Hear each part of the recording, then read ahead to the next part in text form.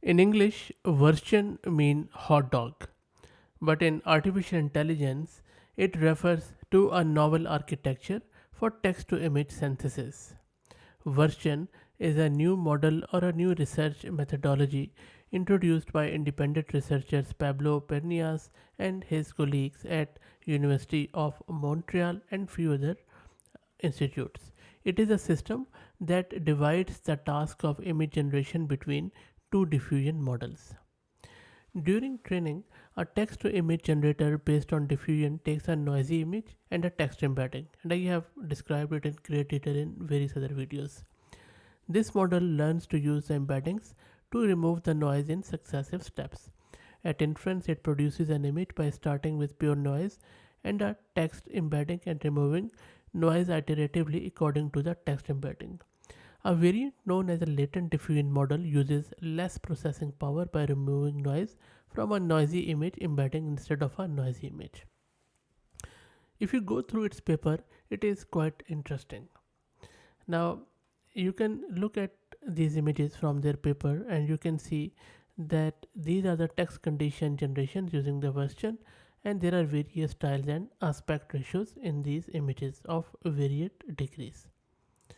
Now, the way it works is that Wuerstchen involves three components that require training. The encoder decoder from VQGAN, which is a latent diffusion model based on UNet, and another diffusion latent diffusion model based on ConvNext. The authors or the researcher trained the model separately on subset of line 5p, which contains mashed images and text description scraped from the web. Then these researchers trained VQGAN to reproduce input images. The encoder produced embeddings to which the author added noise. Now, to train UNet, what they did was they used efficient net v2, which is a convolutional neural network pre-trained on ImageNet, to produce embeddings 1/10 the size of the VQGAN embeddings. Given this smaller embedding, a noisy VQGAN embedding, and a text description, UNet learned to remove noise from the VQGAN embedding. And then similarly, on the same lines, they trained ConvNext, and then it produced smaller embeddings from the input images. At inference, the component worked in opposite order of training.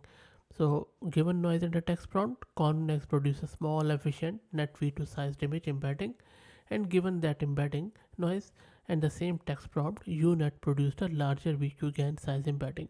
And if you read through this paper, this will become more clearer because there are a lot of terminologies and complex model names, but at the base of it, it's quite simple because look, training a latent diffusion model to denoise smaller embedding accelerates training, but this tends to produce lower quality images.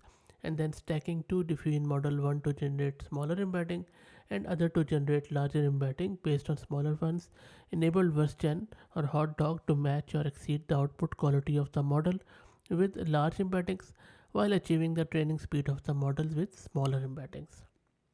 So I think this is quite good, especially I believe that when it comes to video generation, this could be very handy because it could be a speed boost because videos are more data intensive and less latency prone than images. So that's it. I'll drop the link to this really good paper in video's description, and hats off to all of these researchers who have done a fabulous job on this one. Thanks for watching. If you like the content, please consider subscribing to the channel, and if you're already subscribed, please do me a favor and share it among your network. Thanks for watching.